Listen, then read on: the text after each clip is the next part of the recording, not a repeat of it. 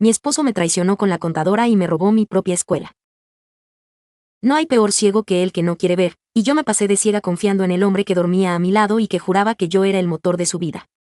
Soy Valeria y durante 15 años me maté dando clases particulares, ahorrando cada centavo de mis bonos y pidiendo préstamos para cumplir mi sueño, abrir el Instituto Alborada. Mi esposo, Ricardo, siempre me decía que él se encargaría de lo aburrido, o sea, los trámites y la administración, para que yo me enfocara en lo que amo, que es enseñar. ¿Alguna vez han sentido que le entregan las llaves de su alma a la persona equivocada por puro amor? Al principio, Ricardo era el esposo ideal, pero en cuanto el instituto empezó a dar ganancias y a llenarse de alumnos, su actitud cambió por completo. Contrató a Mónica, una contadora muy recomendada, según él, que llegó al colegio con faldas cortas y una sonrisa que me daba mala espina desde el primer día. Mónica se volvió la sombra de Ricardo, se encerraban horas en la oficina supuestamente cuadrando las cuentas. ¿Ustedes habrían sospechado de una junta de trabajo que termina a las 11 de la noche con una botella de vino vacía sobre el escritorio? Yo trataba de no ser la esposa celosa y tóxica, pero el instinto de mujer nunca falla, compás. Una tarde, llegué al colegio para recoger unos exámenes y escuché risas que venían de la dirección. Al abrir la puerta, mi mundo se desmoronó, encontré a mi esposo y a la contadora celebrando que finalmente habían logrado hacer el traspaso administrativo. Me quedé helada, con las piernas temblando.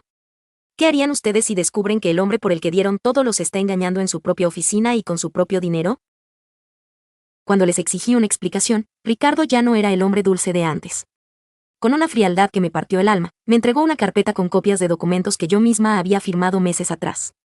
Resulta que, bajo el engaño de que eran papeles para la renovación de la licencia de protección civil, me hicieron firmar la cesión de derechos de la sociedad civil que operaba la escuela. Legalmente, el Instituto Alborada ya no era mío, era de ellos dos. ¿Creen que el amor justifica dejarle el control total de los papeles de tu negocio a tu pareja sin revisar ni una coma? Me corrieron de mi propia escuela esa misma tarde, frente a mis alumnos y mis maestros, que me miraban con una lástima que me quemaba por dentro. Mónica tuvo el descaro de decirme que así son los negocios, jefa, hay que estar más despierta. Me vi en la calle, sin trabajo, sin negocio y con una deuda de un préstamo personal que pedía mi nombre para remodelar los laboratorios. ¿Es justo que después de 15 años de chamba pesada te dejen en la ruina total por una calentura y una ambición barata? Pasé un mes hundida en la cama, sintiendo que no valía nada, pero el apoyo de mis antiguos alumnos me hizo reaccionar.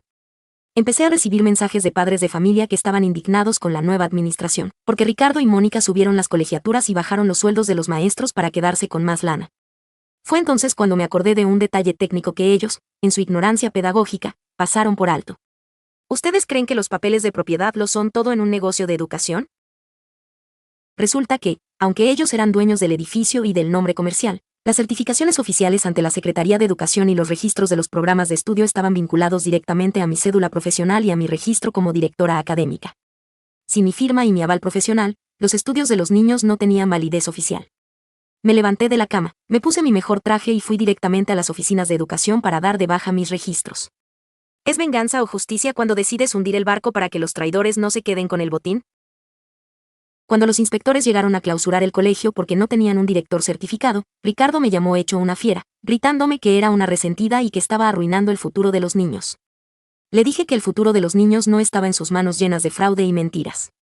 El colegio tuvo que cerrar sus puertas y los padres de familia, al enterarse de la cochinada que me hicieron, se pasaron en masa a la nueva academia pequeña que abrí en un local rentado con ayuda de mis hermanos.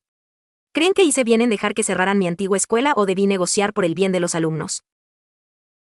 Hoy, el Instituto Alborada es solo un edificio vacío con un letrero de se vende y Ricardo está siendo demandado por fraude por los padres que pagaron el año por adelantado.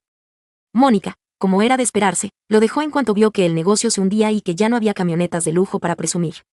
A veces me da tristeza ver lo que construí convertido en polvo, pero luego veo a mis nuevos alumnos y entiendo que mi valor no está en cuatro paredes, sino en mi conocimiento y mi dignidad. Si tuvieran la oportunidad de ver a quienes los traicionaron pidiendo clemencia en la ruina, les darían la mano o cerrarían la puerta para siempre. Cuéntenme qué harían en mi lugar, los leo en los comentarios.